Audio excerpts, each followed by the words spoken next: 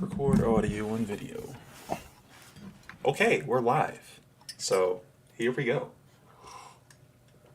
What's up, guys? Four Corners back with another episode. I am one of your hosts, Ray. You can find me online at Rayvon Hackshaw, episode 101. Just the boys today, Peter and Ray, joined by Peter, Bucket since 88. What's going on? What's up, Ray? Couldn't really start the first week of the season much better than that, huh? No,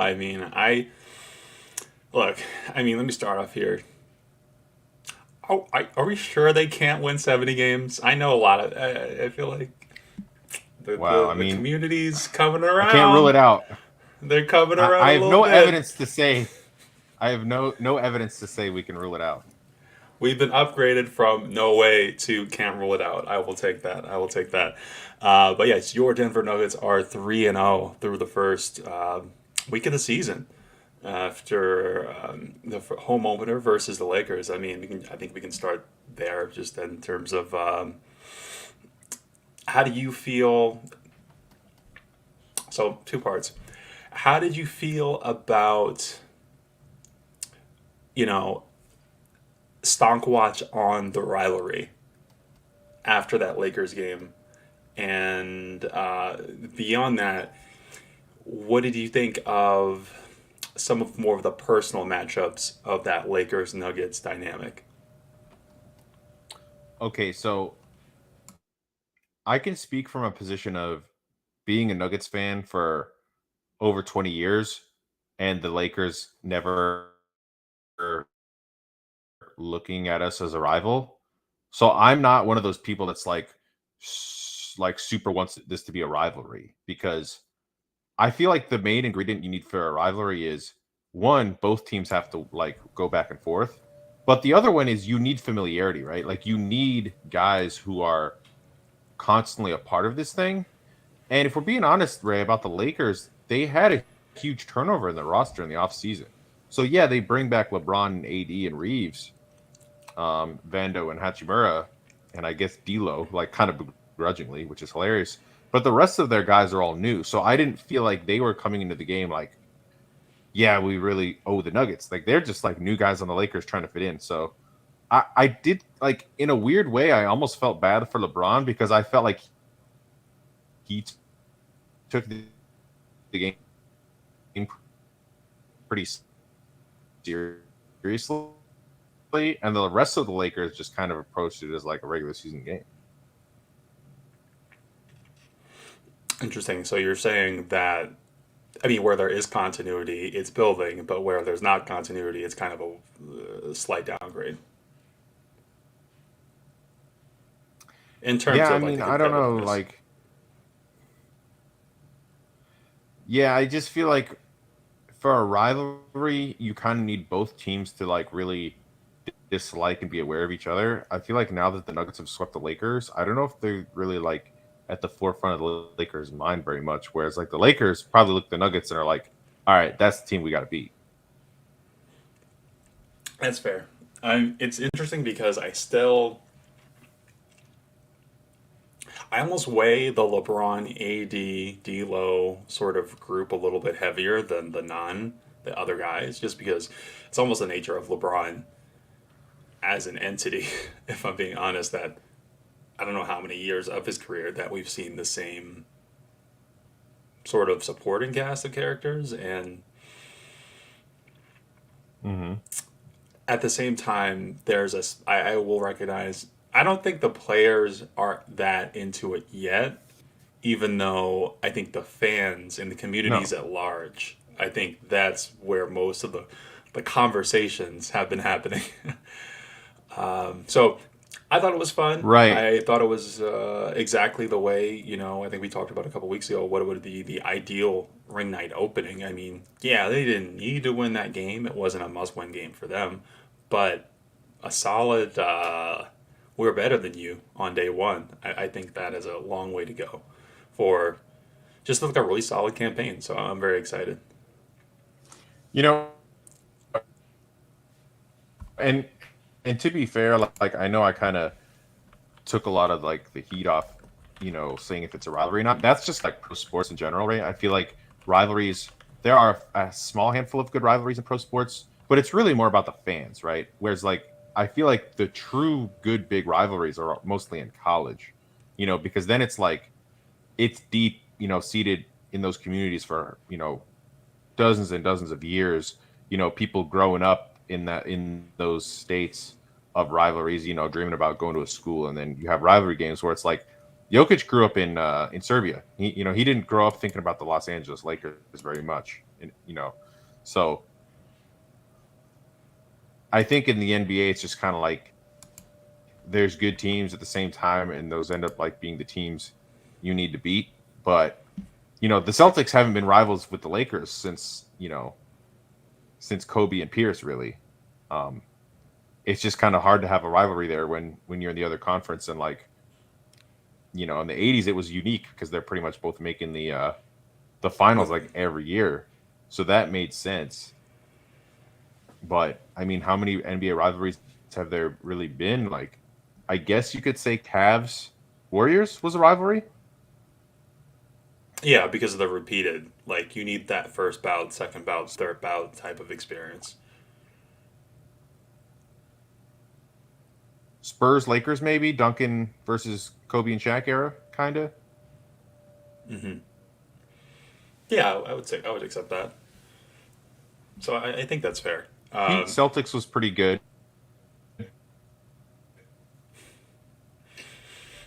I think similarly for reasons. So I guess I don't know if you would agree with this or disagree that we're on our way to a rivalry, maybe a little bit if we get these sorts of can we repeat in terms of not just the championship, of course we want that, but if the Lakers do meet the Nuggets in the playoffs, this season, next season, maybe the however many seasons LeBron stays in Los Angeles, because let's be honest, once he leaves, I don't know if I believe in the length of that. But yeah, as long as they keep seeing each other, I guess that they'll continue to build up that contention. Yeah, yeah. I think if it's early, give the Lakers some time to like get their pieces together and figure things out on the fly. But I still feel like watching that game, they just seemed short. They just didn't seem like they had enough juice to really score with the Nuggets. The Nuggets have so many options, and then I mean the two things that were kind of cool about the end of the game where the Nuggets fans started chanting "Who's your daddy?" and then LeBron like walked off the court, didn't want to shake hands with Jokic, and Jokic was like, "All right, whatever." Right. It's funny. It's I think the rivalry is for the fans. It's not even for the Yeah, players. Right now, I think that's just where it lies in the most. So, speaking of just not having the juice to keep up with the Nuggets, I feel like that's going to be a recurring theme, honestly, in this episode. But so Memphis, we come back with the second game, and I think a lot of people, there's a lot of expectations in terms of knowing Denver, knowing the Nuggets, and how they have performed over the years. Not always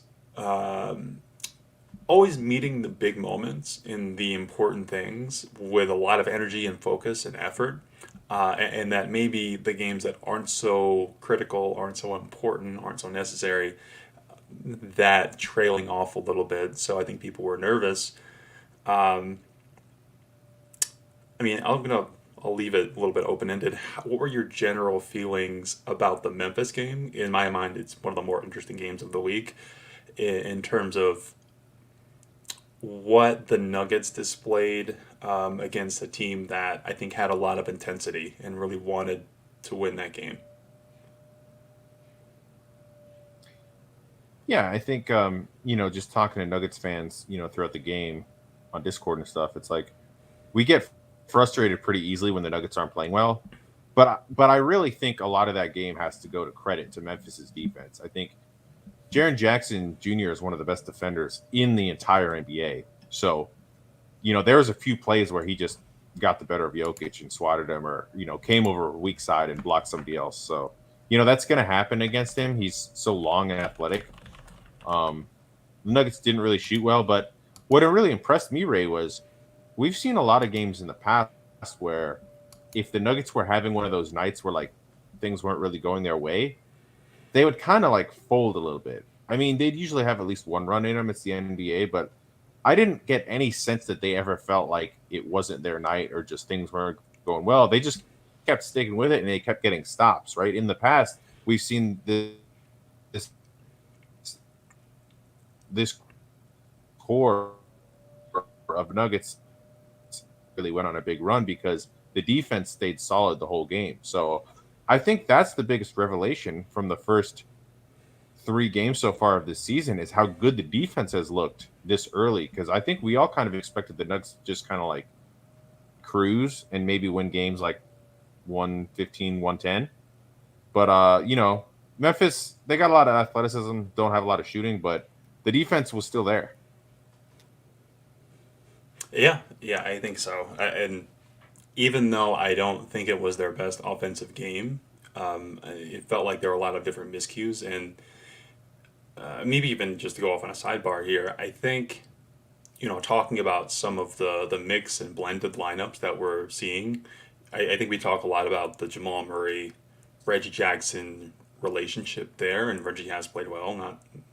We might get into that later, but I think between Jokic and some of the other guys, just newer, younger players, thinking about Christian Brown, who's playing a little bit more with Jokic, Peyton Watson, and non Murray, non Porter, non Gordon guys. I think there are just some miscues, and I think that could be a little frustrating. But at the same time, to your point, it never felt like this feels like a team that has the expectation of success. And for the most part, even though I don't think they have played their absolute best, it's continued to be more than enough to hold them over teams that honestly are giving like 100%, 105, 110%.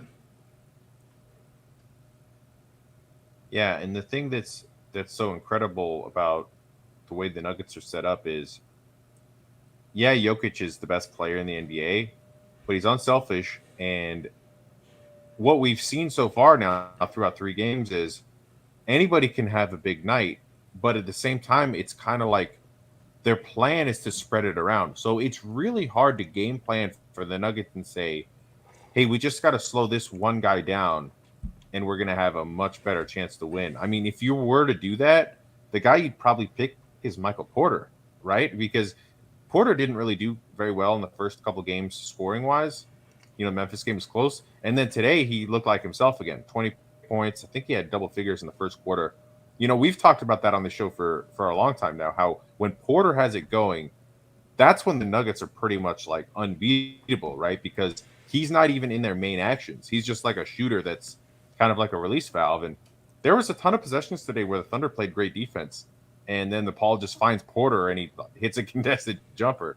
So yeah, it's cool because the Nuggets, they might get another All-Star this year. Hopefully Jamal makes it. But it's just kind of interesting how the rest of the league might not look at the Nuggets as having this crazy amount of talent when the truth is they really do kind of embody those 2014 Spurs where it's like every night somebody else, they had Bellinelli who could like get you 15 off the bench or something, whereas like now KCP, I think he had a big game, 1 or 2 games ago. Today he was kind of quiet, but it's like they just have these, everybody has the green light. Everybody can give you double figures on this team. It's pretty incredible. Yeah, for sure. It feels like no one needs to have a big night. Like even though anyone can, and even maybe even the definition of a big night, what feels necessary for some teams. I think about a team like Atlanta, where what does a big night look like for Trey Young? Uh, Right. he needs to put up 45, 50. Honestly, because he's given up 20, 25 on the other end. But, you know, because the team is playing so well as a whole, you really only need like one other guy. You'll need a 20-point night from KCP, a 20-point night from Michael Porter, a 30-point night from Nikola Jokic to really put a group that's honestly making it look easy out there. So I, I'm a really we've known each other for a long time. I'm a really critical guy. I think of a lot of things, and I find it really I'm the type of person who will focus on where improvement can be made almost before I can give somebody their flowers for what you're doing well because I see so much in them. But so far, I'm really relaxed, and I think a lot of it is because I think this team at even in second gear, even in third gear, is more capable than I think 90% of teams in the NBA. And it's hard for me to imagine. I mean, 1 in 10 games they might lose in my head. Like that's kind of just where I see them. Even though they're not trying their best, even though they're not trying their hardest, it's hard to feel super uncomfortable. I mean, Reggie Jackson, right? Well, I mean, we can kind of transition into maybe the OKC game tonight. More this afternoon. But Reggie Jackson shoots 3 times in one game. I mean, if you had told me that 6 months ago, a year ago, that starters aside, don't even tell me what happened with Jokic. Don't even tell me what happened with Jamal. That Reggie Jackson's going to shoot 3 times in a game and just play like a really sound ball handler role and drop 6 assists. I mean, I don't know what you do with that. That's a potent mixture. I so I guess I want to ask you this: where are you so far on the Nuggets' second unit, and how those guys have performed? Have they kind of met your expectations, exceeded them? In what ways do you think they could improve even beyond how they've performed so far? I've been pleased with the energy. I've been pleased with the unselfishness. I'd be lying if I said it looks anywhere near as smooth as the starters. I think they look pretty clunky at times, but I've liked the movement. I like the fact that they look like they have a plan. There's not a whole lot of ISO Reggie stuff. He's had to take some late shot clock shots,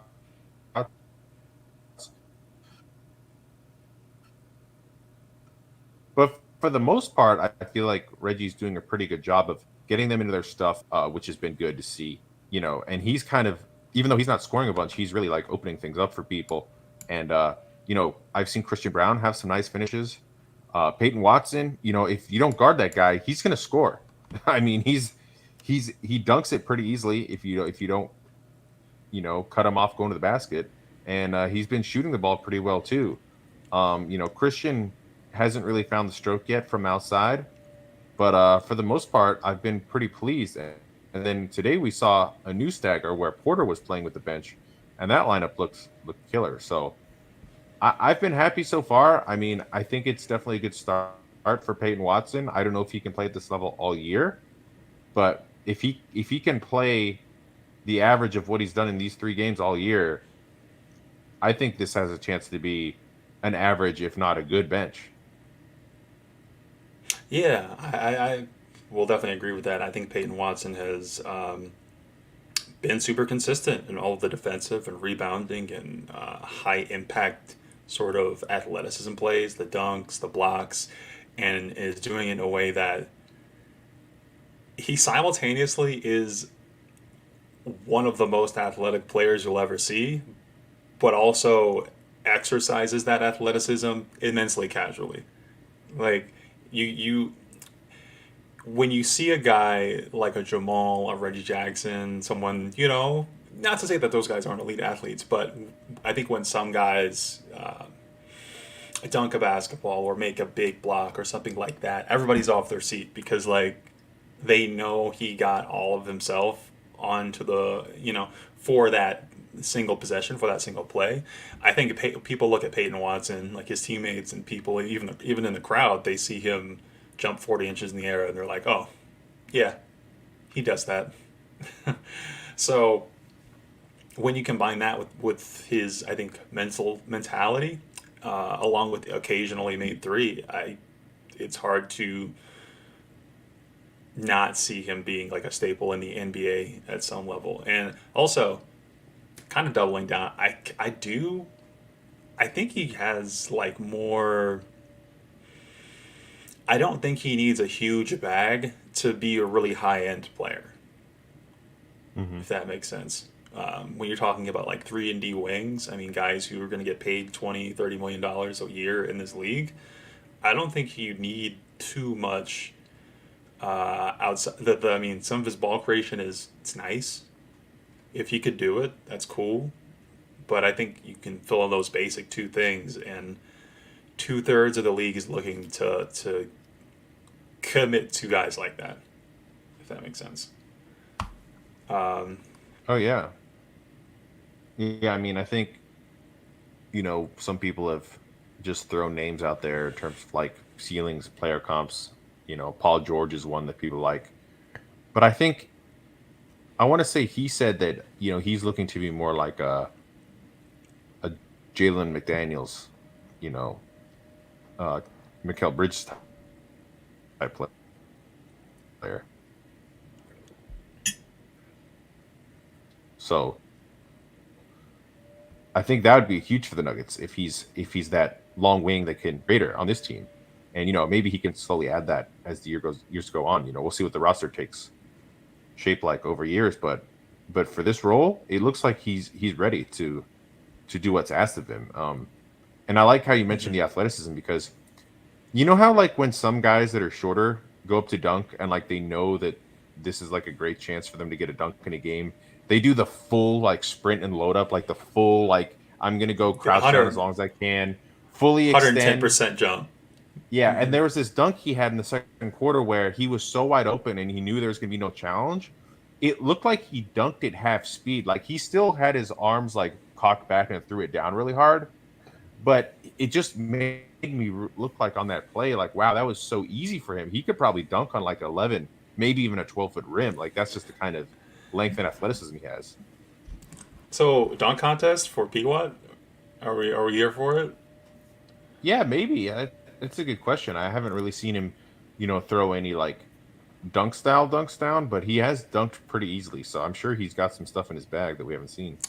He had like a really nice, just kind of like pump, fake, and drive on the baseline today, where he just goes up for like a casual, kind of over the head dunk that I thought was like it's not the kind of dunk that's gonna make number one on Sports Center, but it's the type of dunk that fills out the rest of a hoop mixtape. If I'm being honest, that is exactly what you need if you want to make a campaign for a dunk contest berth. And maybe, you know, if this is the year of the Nuggets, you're seeing, two or three All Stars in the All Star game, and the Nuggets are the 1 seed, and, you see all the attention and all the hype, and every other team is focused on Denver when they come to town. I think I don't wouldn't write it off, especially because, I mean, where is the dunk contest right now? I think they're also just looking for more names who can perform well. Um, Not to take anything away from Matt McClung. I hope he's back. I think that would be a great dunk off, in my opinion. But there's a lot of guys, that the NBA fans haven't gotten to see, and I think it would be a great opportunity for him to make a name for himself and for the contest to get some new blood into it that I think is has the ceiling to really win the hearts and minds of fans. I guess is what I'll say. Um, Zeke Naji, I mean, talking about the bench, he continues to have these games that are not flashy at all when you look at box scores, averaging a half a rebound coming in tonight, pulls down three. So he's up to 4 in 3 games. So 1.3 average rebounds per game. Um, 0 point or zero field goals. I have to check if he has points, but I know he went 0 for 1. But at the same time, I mean, I think he's still just embodying. I'm curious as to how sustainable this is for him. Like, can he do this every night? Because he's bringing that type of energy that I haven't seen out of a big since like Manimal, honestly, not with the same athletic gifts necessarily, but you're talking about the energy, the motor. I mean, Zeke Naji has busted his ass harder than anybody, I think, on the Nuggets roster so far. And not taking anything away from it, it's just been impressive.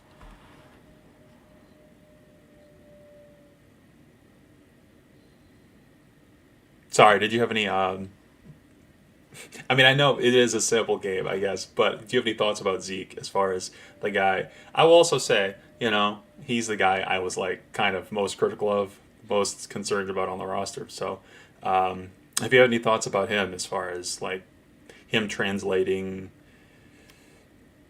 I don't know what his game is right now, but he's doing it. Like, whatever your thoughts are on that. Yeah, I think he's just done a good job of understanding like what he needs to do to help the team win. And that speaks to his character and to his unselfishness because I mean anybody that's ever played basketball, I think you want to get the ball and you want to score. Like yeah, some guys like to pass more than others, but Zeke, he's I really don't think he's played selfishly or had any dumb IQ plays really. He's just kind of a clunky, clumsy guy that doesn't have great hands. So when he gets the ball in traffic, sometimes good stuff doesn't happen. But he's really been working hard to fight for position. He um, got a bunch of foul calls in the game against Memphis, fighting for rebounds. You know, this has been a big point of contention for you, Ray. I think his screen settings improved. I'm not going to say it's good yet, but it is better than it's been.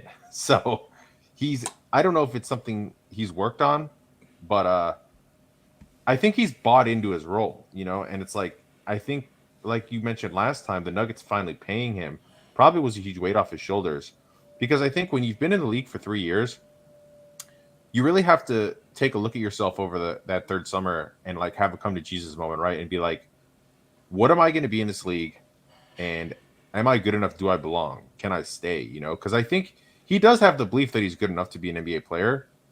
But I think he's probably also understood that, like, I'm probably not going to ever be an all star. Like, I'm probably not going to have this opportunity to be like a starting caliber player. So I might as well just do good at what they ask me to do so that I can have a job for a long time.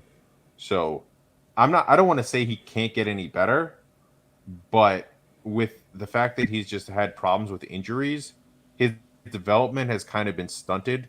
So I don't know how much he was ever viewed as like a big part of the future, but he just unfortunately his first few years didn't go, you know, to a point of like you have to include him in the core. So I guess the way he's playing so far, I'm okay with it. But I also can't pretend like I'd be shocked if he ends up getting moved because the front office thinks there's like a better player or a better deal available. Mm-hmm. Um, I don't know though, because I just feel like he's doing what he needs to do. The team's winning, they're getting away with it.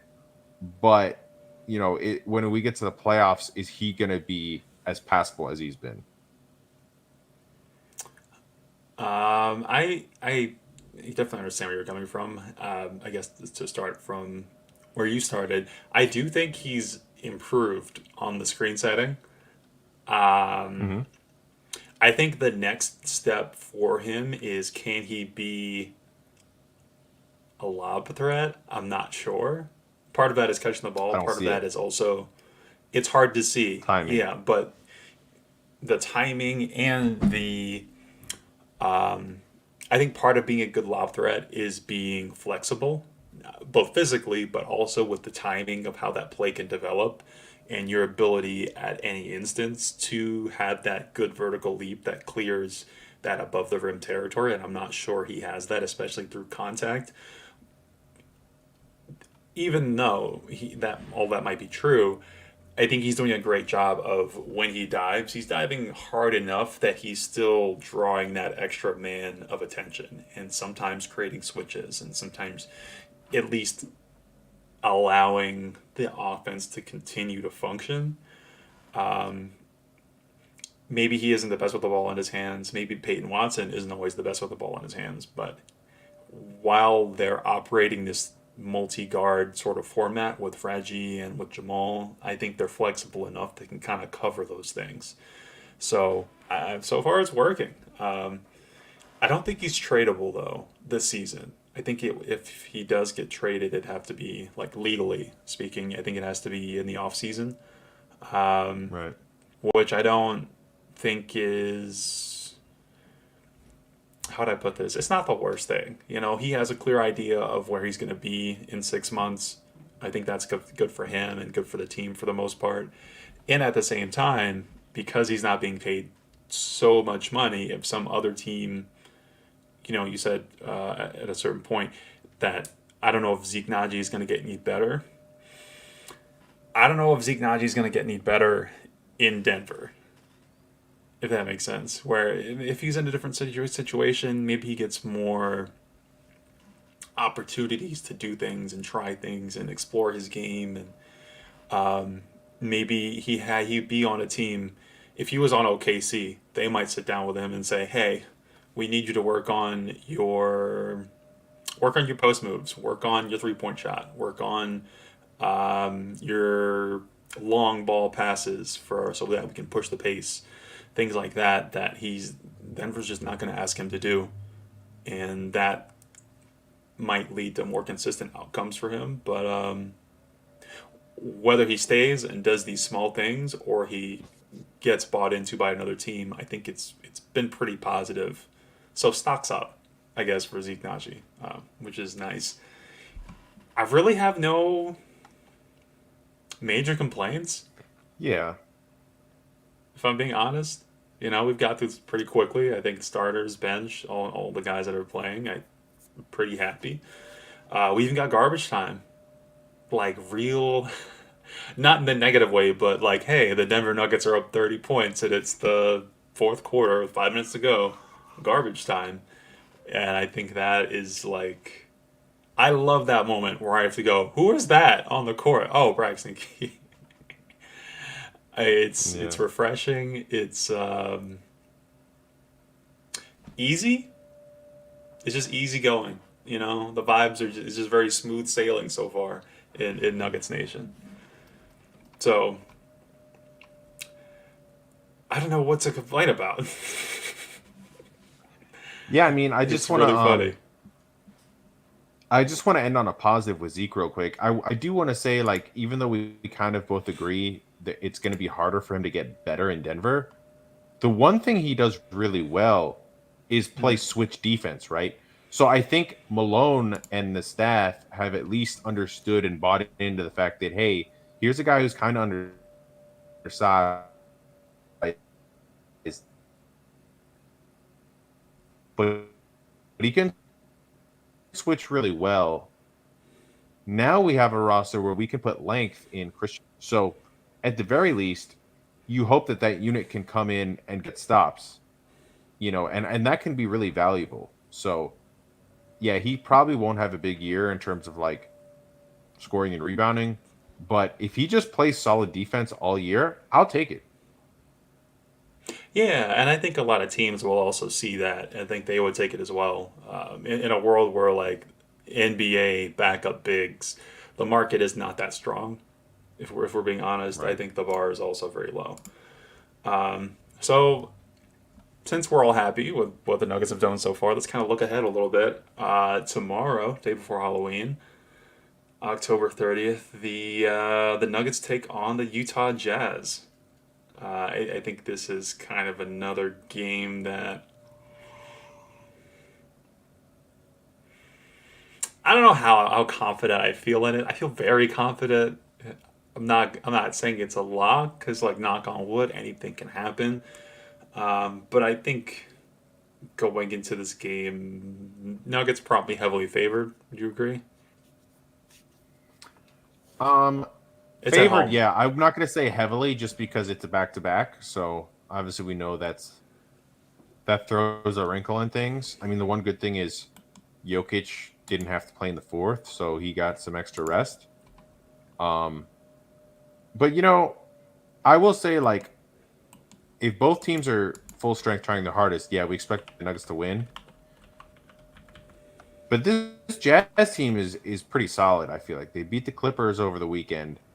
Even though most people don't expect them to make the playoffs this year, they're actually a pretty good matchup for Denver, like from the Jazz perspective. Just because of their sheer size. I mean, their front line is ridiculous, right? You got Kessler down low, then they added John Collins this year, and then you got Markkinen at three, who's like a 7 footer, really skilled player. That's a tough matchup for Porter. So just from that standpoint, I feel like the Nuggets have their hands full that they can't just like play the let's like get the small guy switched on to Gordon and he's just going to dunk it, and Porter can't just shoot over everybody. Like the Nuggets have to work to beat the Jazz, um, but they definitely can beat them. They should. I mean, I understand where you're coming from with that. I think Danny Ainge is a smart guy. I think he's building something. I'm not sure what it is, but I think you make a great point about their collective length. I think a lot of the smartest team builders in the league right now, that is definitely a point of emphasis for them, is having a number of guys who can fit on a court together and provide a lot of like cumulative size. At the same time, it's nobody who should be trouble for Nikola Jokic. So I'm gonna lead towards Denver having a good night. I would expect a lot. I honestly think this is a big like Jokic Murray night, partly because they have that. When you have a number of guys with that kind of size, the counter to that I think is oftentimes putting those guys in space and making them kind of defend in that space. So I would expect, honestly, I think we'll see a lot of the two-man game, and I think just a cumulative, we're better than whatever is going to be in front of us kind of a night. Um, but I do agree that is a time where, okay, you're 3 games in. I think the with a lot of teams, the first 10 games aren't going to be super representative of who this team is going to be because of getting used to each other and rhythm and all those things. But I think for Denver, the first 10 games are a little more accurate.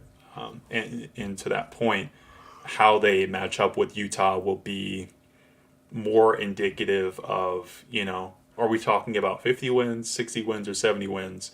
If you're a 70-win team, you definitely win a game like this. If you're a 60-win team, you probably win a game like this. If you're a 50-win team, maybe you lose this game. You know, that's kind of where I sit with things. Any thoughts going into that one, or would you want to jump ahead to Minnesota?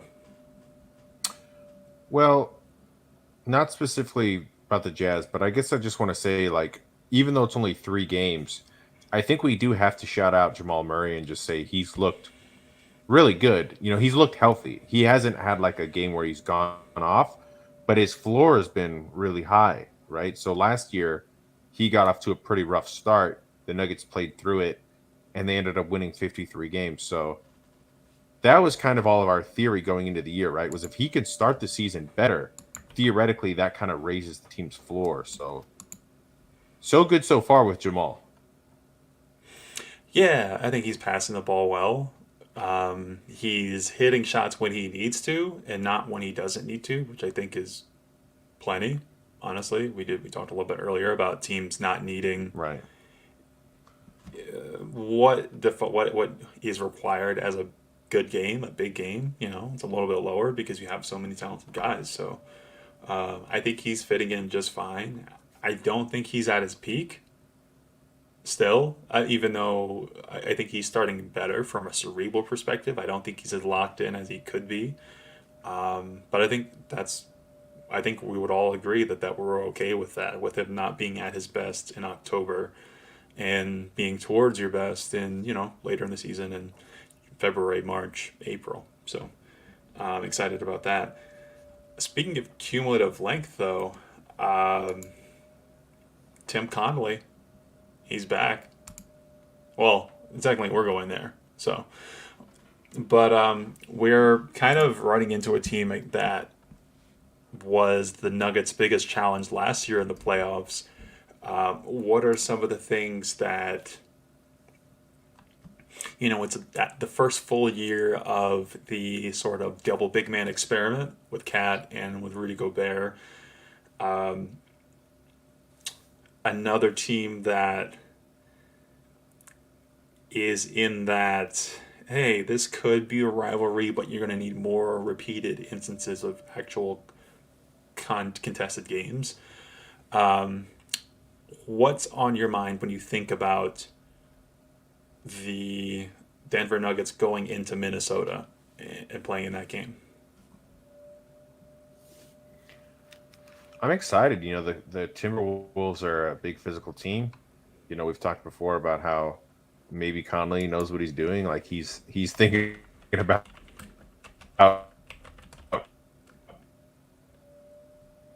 beating Jokic. That's why he's going Twin Towers. Um, it seems to me like a lot of different people went out of their way to say how good the Timberwolves played in that first round series against the Nuggets. I mean, the Nuggets were up 3-0. They took their foot off the gas in game 4, made a run, forced overtime, and then lost, and then won in 5 games. Like, I guess that series was competitive, but I just don't think that the Timberwolves are like being honest with themselves about where they are. Because while I do think it's good to look at like the top of the mountain, the big bad wolf, and say, "Hey, the Nuggets are the team we got to beat. We want to beat them." I get that. Win a playoff series first, okay? You guys lost to the Grizzlies in the playoffs last year after having multiple games they could have won that they blew in the fourth quarter, and now you win one playoff game. And part of this is like the Nuggets' fault. I mean, Bruce Brown comes out and says that the Wolves were their toughest series. Like, why gas them up like that?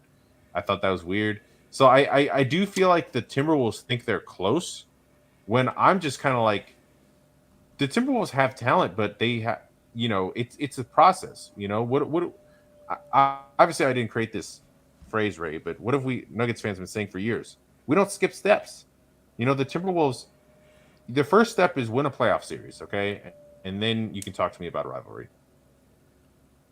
That's fair. I just want to have fun, okay? Rivalries are fun. I'm trying to sneak somebody under the gate, okay? But I agree with you. It's hard to solidify if you really want to be in competition with Denver. That you do need to be. You got to make it a little bit closer in terms of a 7 game series. But at the same time, I would still say that this was the closest team to giving Denver trouble in the playoffs. And maybe that says something about the other teams that they played, but I also think it says something about what Minnesota is trying to assemble, specifically in the context of how do you build a team to contend with what Denver does.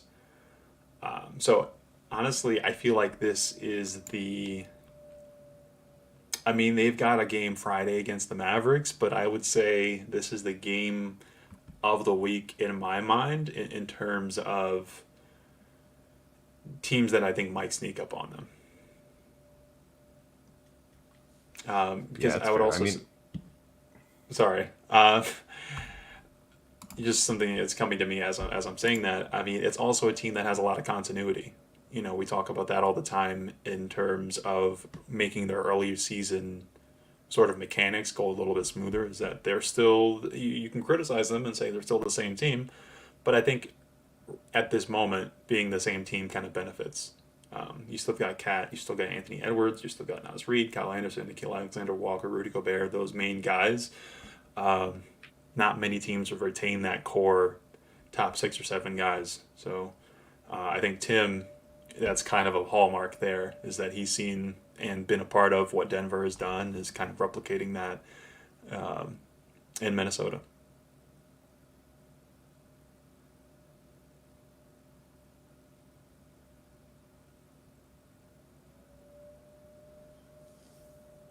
So yeah, um,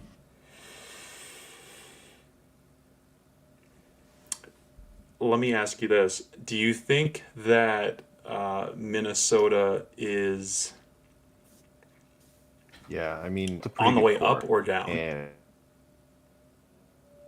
and then you know, theoretically, Cat should have a good matchup because if Jokic is guarding Gobert, then Gordon's guarding Cat, and he's got like 2-3 inches on Gordon, so he should be able to score more often.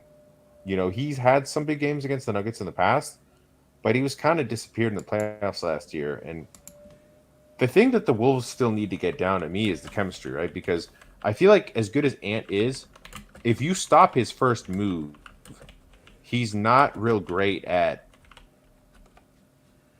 figuring out like plan B. Like, do I kick it out? Do I just reverse dribble? Um, or like what? He can get in trouble sometimes if his first move doesn't work out. So they just have to work on like their secondary actions when the initial defense is good, because that's what's really impressed me about the Nuggets so far is like the chemistry between Jokic and Murray. Obviously, we know how good that is. It's been spot on, right? Like they just like I'm starting to see like Murray start, the pick comes through, Murray comes off it towards the lane, and I already can see the pocket pass coming, and then your Jokic catches it for like an easy floater. I'm just like, wow, these guys have like solved basketball. It's so beautiful. The Timberwolves are not on that level. The rest of the Nuggets have kind of like all fallen into place. So I think for the Wolves, it's still sort of about like getting the chemistry down, even though I do honestly think that their talent is like comparable to the Nuggets. Maybe. I it's as comparable as I think most teams are going to be able to muster to some extent, like especially in the modern Yeah. NBA in terms of having. I mean, they do have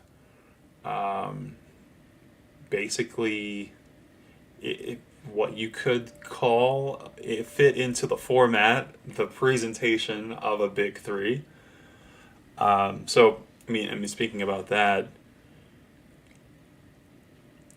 when we talk about the Timberwolves as that sort of how do they get from where they have been with Cat and with Gobert to a future where they're contending with Denver and winning maybe a playoff series, outside of just not being matched up with Denver. I think that might help them a little bit, but I also think another thing is just sort of figuring themselves out in their identity. You I think you spoke to it a little bit about with the chemistry and the timing of their actions and secondary actions, but I think this is the year that they have to really decide if they want to, because obviously Rudy Gobert is staying.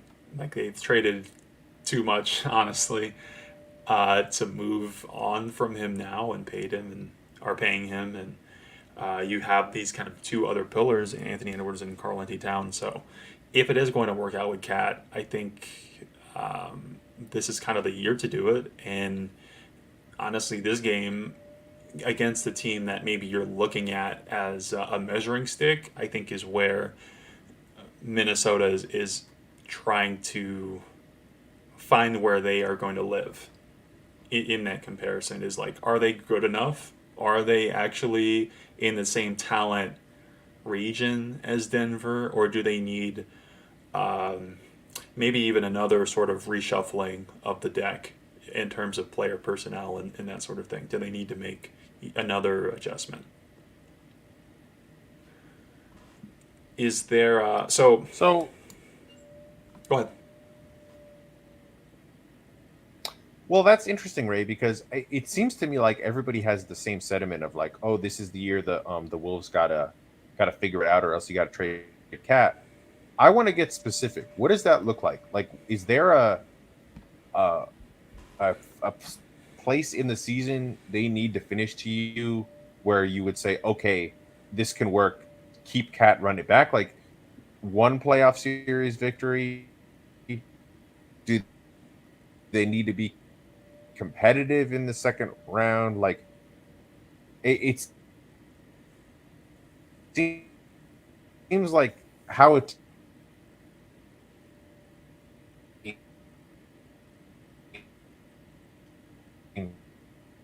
like if you flame out in the first round, there could be massive changes. If you go on like an unexpected run and things look really good, teams kind of run it back. But everybody's like, oh man, this is like the next team of the East. What's happened since then? I don't think they've won a playoff series. So, you know, the Wolves are kind of like the opposite of those Hawks, where they've had some good young talent for a while. They haven't won. You know, they probably really need to win a playoff series this year to keep the core intact. But I just don't know what like their eternal expectations are. I think a lot of it is going to have to do with what Anthony Edwards is comfortable with. Not to say Yeah. that they're going to go up to him specifically and say, should we trade Cat? Should we not trade Cat? But I think it's looking at the season and asking themselves, does that relationship feel like it's improving? Does it feel like it's getting better? Does the Gobert Cat relationship look like it's improving? Like they're making progress in terms of how to navigate the court with each other? Because I think with a lot of double big lineups, whether it was, I feel like I think back to like the Mason Plumlee Jokic combination as one that, regardless of my feelings about Mason Plumlee and his game and how much he needed or didn't need to be paid or how much he needed to play, when you look at the first game they played together to the last game, there's a massive difference in terms of just how they are comfortable interacting with each other. So something I'm going to be looking at specifically with is just, can Cat and Ant and Gobert, can they run actions with each other? Does Cat still feel like he fits in to this? Because they could, talking about win losses or playoff success or whatever, they might end up in the same place where they play Denver in the first round and they might get swept. And I wouldn't feel like that would be totally indicative of a lack of growth. Just because, I mean, you're comparing. I love Ant. I think a lot of people like Anthony Edwards. Um, I think people have been very high on Cat. He's very talented. He's been through a lot in his career, so I think there's some room for him to come back into his own in the limelight of the NBA. I think people recognize Gobert as one of the best defensive players in the game today, even if he is like slowly losing a step or two. If you look better, and I'm also thinking about this as someone that has lived through the Tim Connolly experience. I think the way they're going to be looking at this is that they're looking more for how do we feel about ourselves more than about um, what certain threshold they need to hit.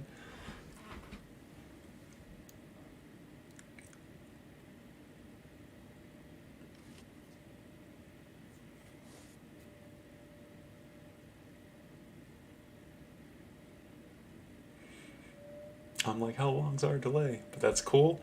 Um, if I had to add something else, also, I would say who's available.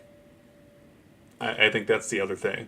Is there's you can always the smartest GMs in the league have understood that there's always going to be a guy that comes available at a certain point in the season. Maybe it's the season, maybe it's in the off season that you just don't expect. So maybe he can be, and maybe it's like you think about the Suns and how they got Bradley Beal. Maybe he's overpaid, but they got him for like 6 second round picks. That's not super challenging.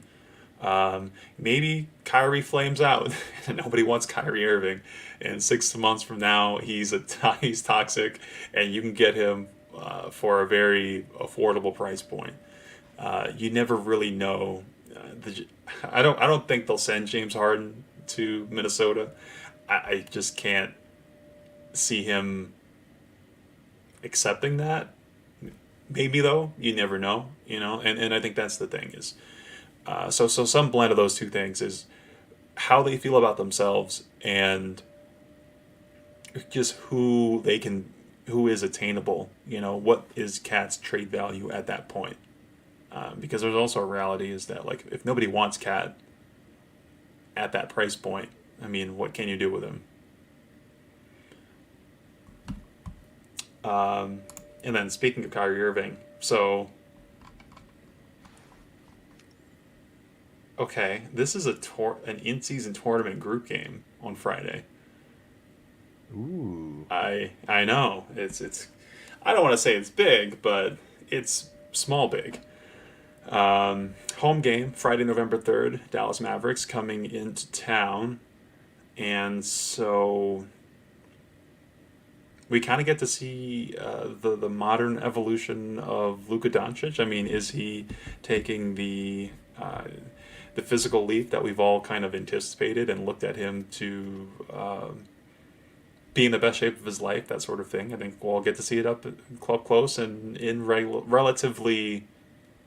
I don't want to say in person. Some of us will be watching online. Some of us will be at the game, but I think it'll be an up close and personal look at how that relationship is going.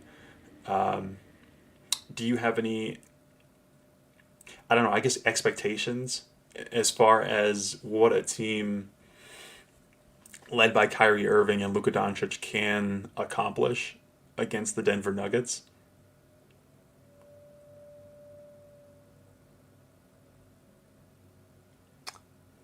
Well, I think the Mavs, even though they haven't really like impressed me the last few years, they've always had pretty good games against the Nuggets because they play that, you know, Luca has the ball, everybody else spread out. One guy comes set a screen and roll style. That's if you spread the Nuggets out, that's the best way to try to beat them. So, two of the biggest threats to us, I think most people would agree this year, the Suns and the Celtics. They've really kind of gone all in on shooting, and I think that's what you have to do because the more area of the court you have to guard, the harder. So, I definitely think it'll be a good game. Um, as we saw a few times last year, not against us. So the Nuggets are going to have to score to keep up, but luckily they're usually able to at least make Luca pay on the other end. They haven't really figured out a way to slow down Luca. I mean, AG's had some games where he's done looked pretty good against them. Luca usually still ends up getting his stats though. He's just so good. But yeah, you just have to try your best to make it hard on him, and try to play him one on one as best you can, and stick to the shooters because the last thing you want is Luca just cutting you up and then spraying into the corners and getting wide open threes all day. So it might be the toughest matchup for the season, just in terms of how much space you have to defend on the floor. Even though I would say the Timberwolves are the more physical team, so that's kind of a brutal little like 2-game stretch where you fly to Minnesota, and play these bullies, and then you got to come back and like sprint around and play Dallas. So it'll be a good test for the Nuggets this week. I think it could be a little bit underwhelming, if I'm being honest. And here's why. I feel like while the Denver Nuggets have a bunch of different defensive options for a lot of different kinds of player, I feel like Kyrie is going to have, it's going to be KCP, and then it's going to be Christian Brown, and then there's going to be Lowell Payton Watson on him. I think even Jamal Murray, is a much bigger guard than Kyrie Irving at this point. I look at Luca. I mean, in a similar way, I think they're gonna have. It's gonna be a little bit of Mike. It's gonna be a little bit of KCP. It's gonna be a little bit of Aaron Gordon. A little bit of Christian Brown. Probably a little bit of Peyton Watson. I'm kind of high on Peyton Watson this game as a guy who could make Luca a Ooh. little more uncomfortable. Partly because Luca thrives in being that kind of like guard that's way bigger than the matchup and kind of taking advantage of those sort of disproportionalities. I think Peyton Watson is a guy who's like just as long, just as big as he is, but also a lot just has the mobility, has the athleticism to challenge him on getting to his spots. I don't, once you let him get to a spot, it's hard to really say that you can do a whole lot about it. He might even get into foul trouble, but I do think Denver has more than prior years even. Because it used to be just AG. I think more or less AG was the guy who was like, "Hey, we're gonna put you on Luca. This generally works out for us in our favor." Well, now you've got a few different guys. Even Zeke Naji, I think, is a guy as well. When they're switching with the bench lineups and things like that, they've got physical guys who can kind of contend with him. And then on the other side, you look at Jokic. We're still talking about Dwight Powell. We're still talking about Maxi Kleba, and we're talking about a rookie in Derek Lively the second. So maybe Derek Lively is better than we think, that better than what most rookies can do against Jokic, but at the same time, he's still a rookie against Jokic. It's hard for me to imagine that they did add Grant Williams. They still got some decent forwards like Derek Jones Jr. I think he's an okay defensive option, but it's hard for me to see them stopping Denver in comparison to how what Denver has in terms of stopping Dallas. I actually don't. Maybe they're tired. I guess is the only way I see them losing that game. Is that if the exhaustion that you mentioned, I think, is a valid point. If going to Minnesota, it's probably snowing there. I mean, it's snowing here in Denver right now, so it's probably not going to be the most comfortable time. And then following up going to Dallas, I think maybe that is what gets to them. But I'm pretty optimistic. I mean, both these teams are undefeated at this point. I would love to see a Friday night game of two undefeated teams at the top of the Western Conference. That would be really fun. Yeah, I think I'm excited to watch. How much do the Mavericks let the rookie Lively guard Jokic, because he's a big athletic kid, and what's so fascinating about watching Jokic go against guys that have never really played against him before is, obviously everybody tries real hard on defense and is like, all right, I'm going to stay in position, I'm going to stay down, I'm going to stay level, I'm not going to go for pump fakes, I'm going to, make it hard on him. And what they're not prepared for, Ray, what they don't understand is Jokic is never a guy that's going to like face you up and try to blow by you and do these like crazy moves and beat you with quickness. He's literally just going to put his shoulder into you, go where he wants to go, get you off balance, and then flip up this little shot that you feel like you played pretty good defense, all the way through like three quarters. And then you look up and he's got 25 and 15. So, you know, to use a football analogy, which I don't think I've done in a while, Nikola Jokic is not Christian McCaffrey. He's much more Derrick Henry. He's just going to run you over, and there's nothing you can do about it. Yeah, I mean, I think that's pretty fair, especially when you're talking about this specific matchup, these specific bigs. I mean, I think Minnesota, you might see more finesse, right? Because it's Yeah. two 7-footers who they can kind of play that. I'll play position. You come in for the help side type of scheme. I think we've very consistently seen, to reiterate the phrase going around in the community, Jokic flowing through people like water. uh, I think that's something that we're going to see a lot of in this Friday night game. So it should be a fun week of Nuggets basketball. Oh my gosh, a busy week. I guess by the time you hear the next episode after this, so they follow up. This is the real. I think this is the real trap game that I'm about to tell you about before we kind of start to wrap things up. Saturday, November 4th, the very next day. Um, oh, by the way, this is at home though. This is at home though. Both these games are at home. Dallas is at home, and then Chicago is at home. So they do have that comfort. But very next night, Chicago, the Chicago Bulls with you still got Zach LaVine, you've still got DeMar DeRozan, you've still got some guys who can play basketball. They're still trying to win, I think. I don't really know what Chicago see. I as much as I have a lot of respect for some of the players that they do have, I just have a hard time understanding what direction the Bulls are taking right now. Um, so I don't really know what we'll see, but I guess we'll start here. At this point in his career, how high are you on? I'm gonna call their two best players, Zach LaVine and DeMar DeRozan. I've always liked Zach Levine's game. I've always thought he was like pretty similar to Jamal Murray and just like a little more athletic. But for whatever reason, he just hasn't been able to like get his team to win more games, you know, and I don't know how much of that is him and how much of that is the team.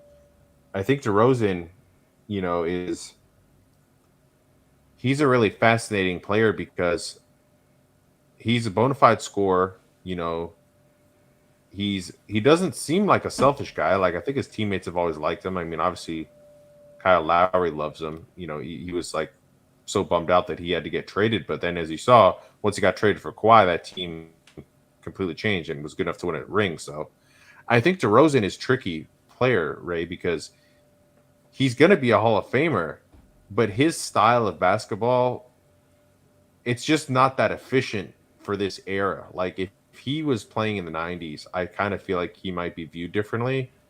But Mm-hmm. now he's viewed as like a good player, an all-star, but a guy that you can't really get it done with if he's like your main guy, mostly because his main diet of shot is just like tough twos.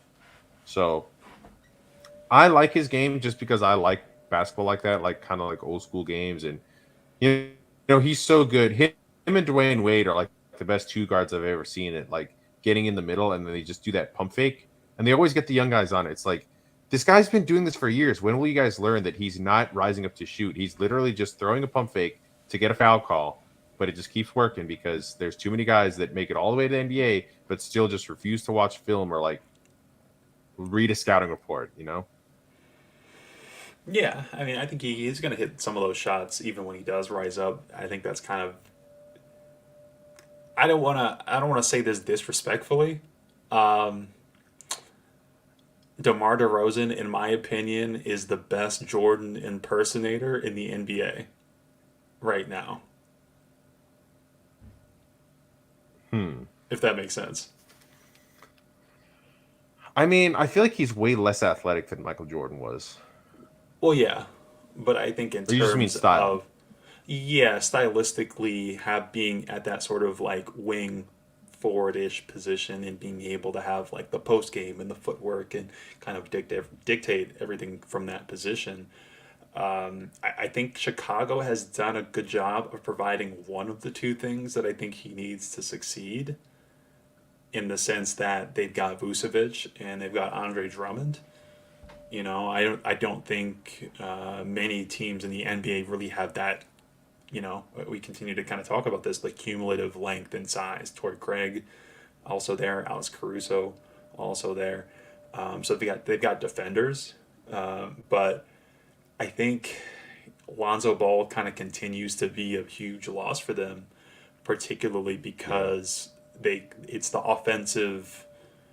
I don't want to say firepower because it's not like Lonzo Ball puts up 30 points a night, but a guy who can take that sort of, okay, I isolated my man in the post, got him leaning one way, was able to draw a second man and kick it to a guy who can kind of create off of that outside of Zach LaVine. Because at this point, you just kind of look at Zach LaVine and it's like, okay, we're going to make things hard for you. We're going to defend you as well we can. We're going to rotate a bunch of guys on you and say, who else can Kobe White kill us? You kind of accept it. Is Alex Caruso gonna kill you? You kind of accept it. And especially in a context where Zach LaVine isn't the biggest sort of creator for others, I think it's tough for them to really get over that hump because I don't think it's just the DeMar efficiency. I think it's also like the Zach LaVine efficiency and Nikola Vucevic not necessarily being he's not Jokic. I mean, not to say that that's like an expectation that we should have for everybody named Nikola, but it's hard to really. I think for them to match a lot of teams that are at the highest levels, you know, guys like teams like the Suns, teams like the Warriors offensively, in terms of those efficiencies when they do have a lot of like isolation, mid range, self created baskets and things like that. but they're an interesting team. I kind of like them. I think they're going to win games, just not against Denver.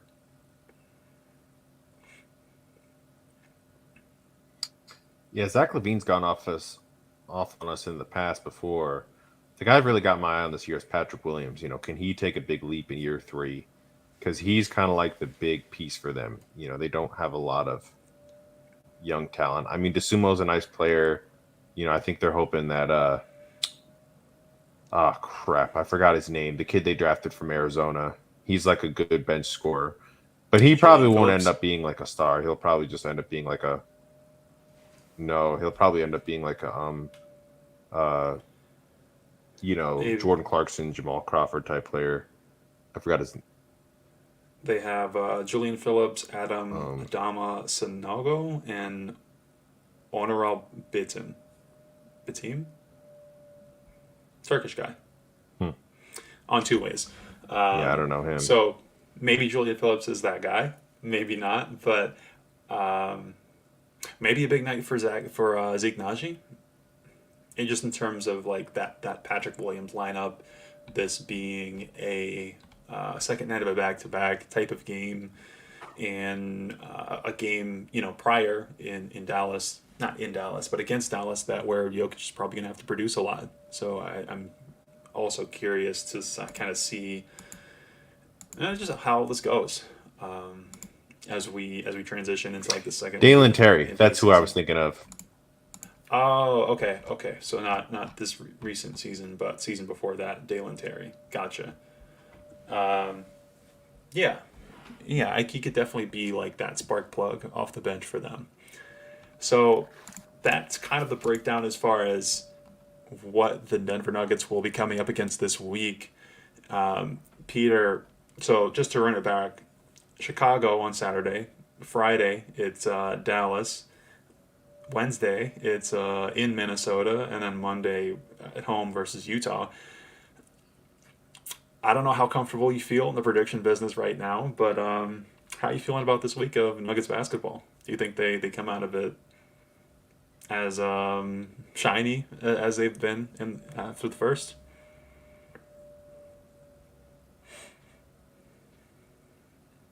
Deep in You thought. know, Let usually those takes at this fly. point in the season is when I would give you like usually it's when I would tell you we're gonna go 2-2, but as good as we've played, I kind of feel like we should go 3-1. I mean, maybe even better than that because I mean the Dallas game and the Minnesota game, they're both gonna try really hard to beat us. And then the other two games are back to back. So how this Utah game goes, I kind of feel like depends on the ceiling of the week because hopefully the Nuggets have energy tomorrow night and can get by the Jazz. That's the either them or the Bulls are the worst team we played this week, but both of those games are back to back. So if they win the first three games this week, I could see them like taking a game off against the Bulls. I mean, you know how it goes, Ray. Sometimes you lose to bad teams, not because you like didn't take them seriously. It's just there's so many games that like sometimes it's not your night. I think I'll be honest, like I kind of feel like the Nuggets stole one in Memphis. That was the worst game we've played this year. But Memphis didn't shoot the ball well, and we played just well enough down the stretch to eke that game out. I think if you just get like a little bit better performance from Memphis, they pull that one out. And then had the Nuggets played like they played against Memphis against the Lakers, they would have lost. If the Nuggets have any more games like that this week, they'll probably lose. But if they play like they did against the Lakers or against the Thunder today this week, they could go 4-0. That's fair. I mean, I as much as I'm the predicting three Memphis and one for Grizzlies. the record. Okay, that's as much as for me the Memphis game was not pretty on Denver's part. I do think that was a they were in second gear type of a game as far on Denver's part. I Oh, also think okay. Memphis played a great game. I was really impressed with Memphis in terms of how they consistently were disruptive on the defensive end, were consistently pushing the pace when they could, and honestly playing a pretty smart brand of basketball. I usually going into a game versus Marcus Smart, I always think of as quote unquote Marcus Smart time as this opportunity for him to hijack a possession. But I thought he did a great job of making different smart reads down the stretch and making tough shots in the mid Played range, well. things like that. So I want to give them their flowers as well, and maybe that's kind of where I am as a Nuggets fan right now. Is that I almost feel, can I be honest? I almost feel bad for other teams. Like I'm watching these games and I'm almost like, yeah, you can do it. Come on, give them a challenge. I almost have a lot of empathy for these other teams that are doing their best to contend with what the Nuggets have to offer. So I don't want to blindly just say, yeah, 4-0, but it's hard for me to watch a game where one team plays immensely well, where the Denver Nuggets don't try all that hard and they still win pretty comfortably. Like they still, in my, not that it was a blowout, but that they felt in control the entire time of that game. I almost need to see them lose a game before I predict they lose a game. So I'm gonna say 4-0. Yeah, I'm gonna call it here. I Uh, love how optimistic you are. hey, you can't. If you want to aim for 70 wins, you gotta win most of your games. You pretty much gotta win like 90% Yeah. of your games, and I think that slowly people are joining the bandwagon, coming onto this train that I'm on right now. That I think Denver is of that level of talent, and to be fair, I think the biggest test will be when show me the game Reggie Jackson does not play well in. And I think that will be like, what does Denver's floor Right. really look like? Because I think Zeke can always give good effort. Peyton Watson can always give good effort. A lot of these guys, they can defend, they can rebound, they can hustle, they can do that night in and night out.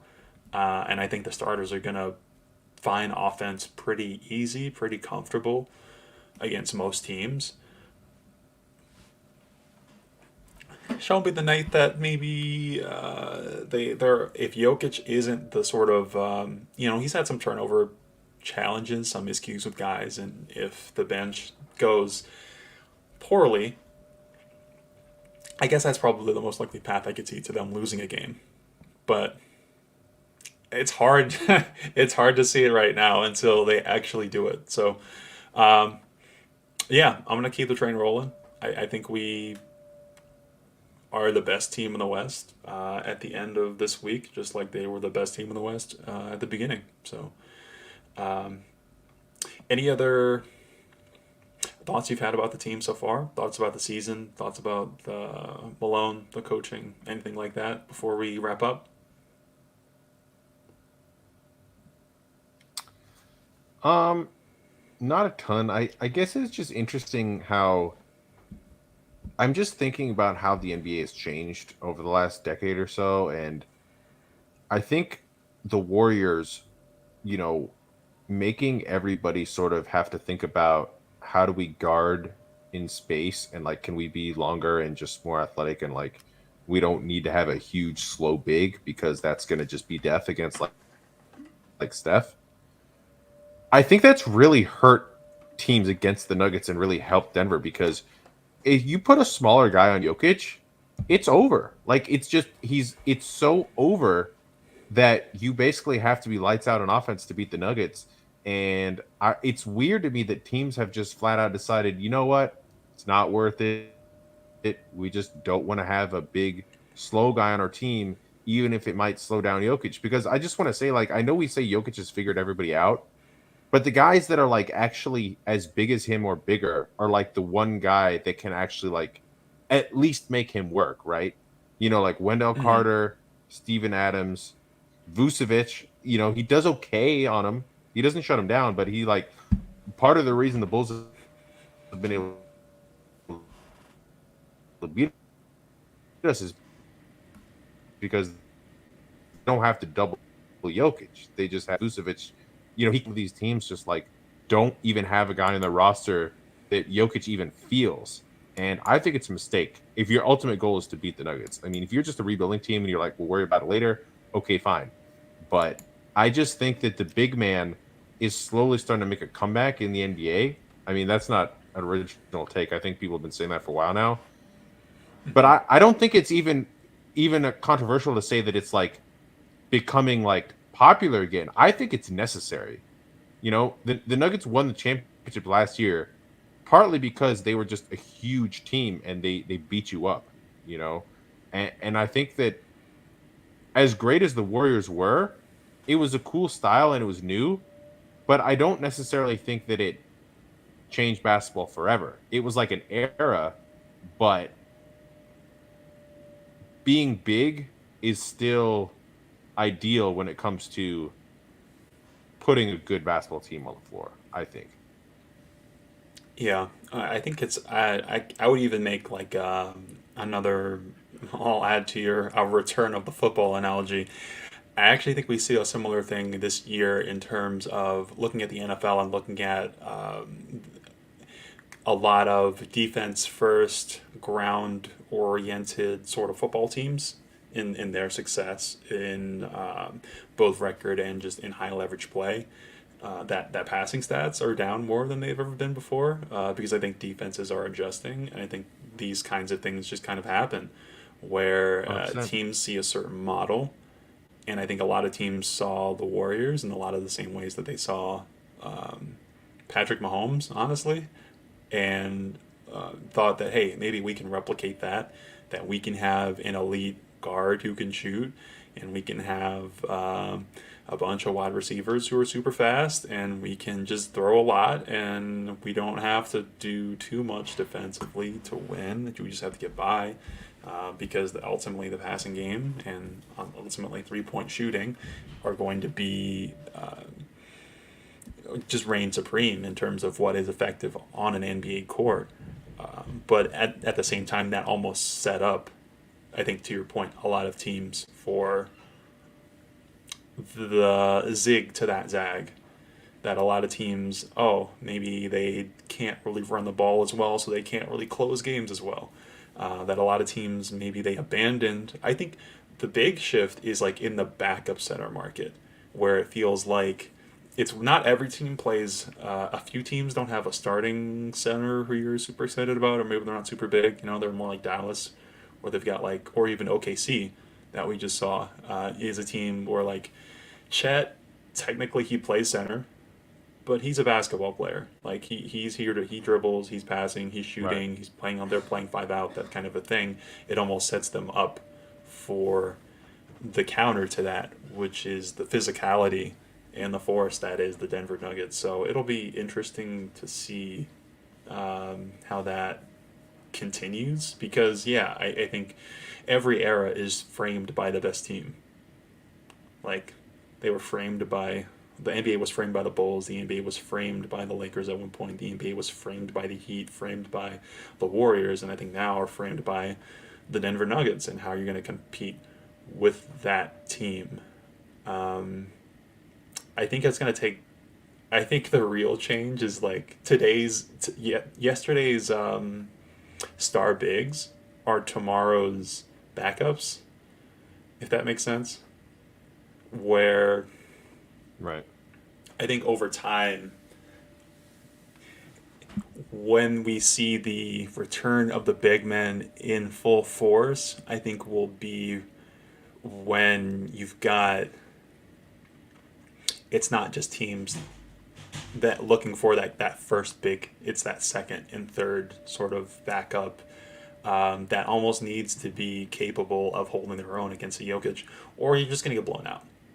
Even if you don't have that Andre Drummond to back up the Nikola Vucevic, well, then he comes off the floor and Aaron Gordon just bullies you into submission.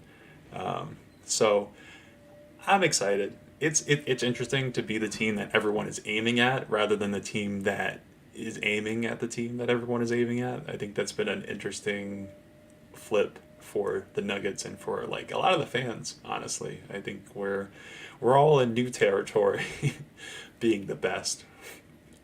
Oh It's yeah, nice. Yeah. So it is. I'm looking forward to it. I'm excited. I'm glad to have NBA basketball back. It's.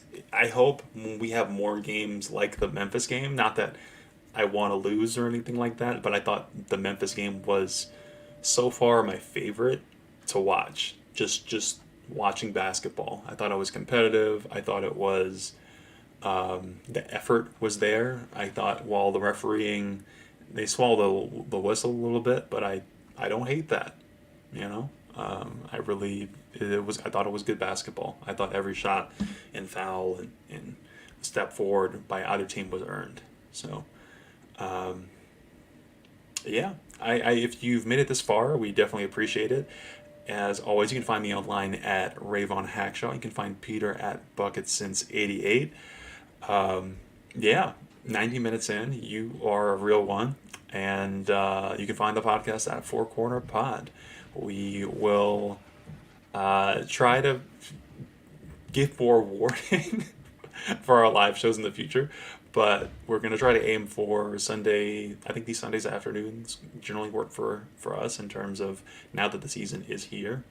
And we've got consistent topics and consistent basketball to break down and discuss. So we will most likely see you next Sunday.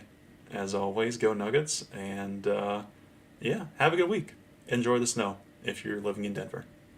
I won't. I'll be walking dogs. So, all right, I'll see you later.